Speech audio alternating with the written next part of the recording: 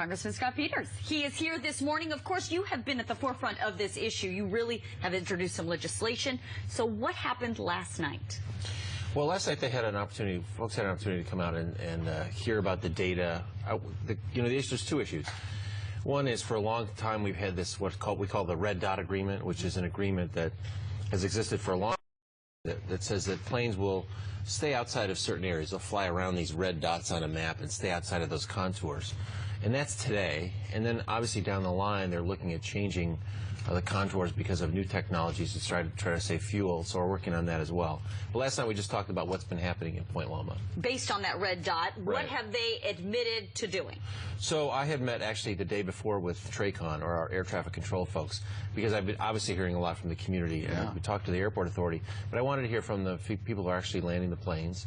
And I learned some interesting things. One is that they did acknowledge that they had been interpreting the Red Dot Agreement in a way I think that would be of concern to residents. In other words, that they said you didn't have to go outside the red dots as long as you were above a certain elevation. But that's not the deal. The deal is no matter how high you are, you should be going outside those contours. And they actually warranted to me that they have retrained their folks within the last month or two to say observe those contours.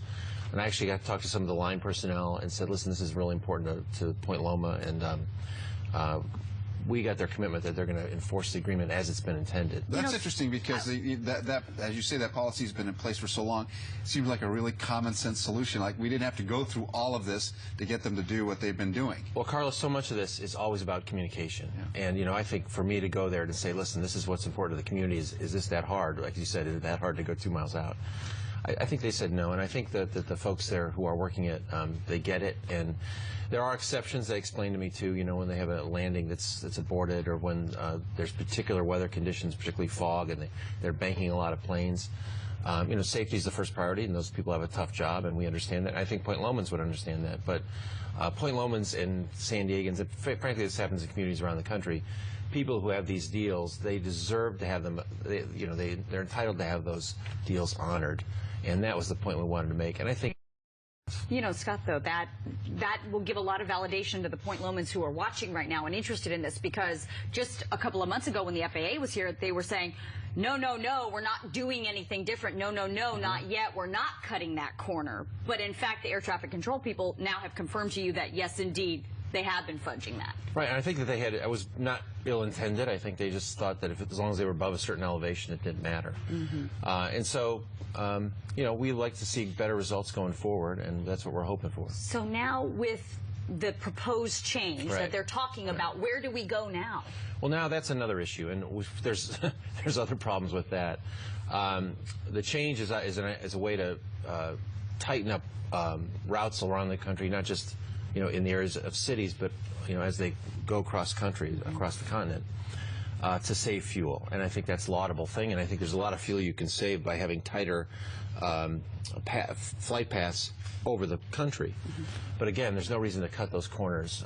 And we want to, when you're near a community, we want to make sure that we're not disrupting our communities. Point Lomans understand that they live next to an airport, and we voted overwhelmingly not to move the airport to Miramar. I think most people don't support it. We know most people don't support it. But I think the Point Lomans deserve is some accommodation for the fact that that's their home and they live there. So going forward, when the new deal comes, I'm working with the Open Skies Caucus. I'm a member of that, where we've got a bill to make sure that if they do make changes, that the environmental impacts of that aren't dismissed. And we've actually taken action in the last omnibus bill, the budget we passed, to add language that says that FAA should go back and look at the way that it's interacting with communities to give them better tools to have better communication. Because I think we had a pretty bad experience. It certainly did. Last fall, and part of that was because the FAA felt restricted in what it could do. So we want to give FAA the power to go talk like a city council member to communities and have a give and take that's going to be more constructive.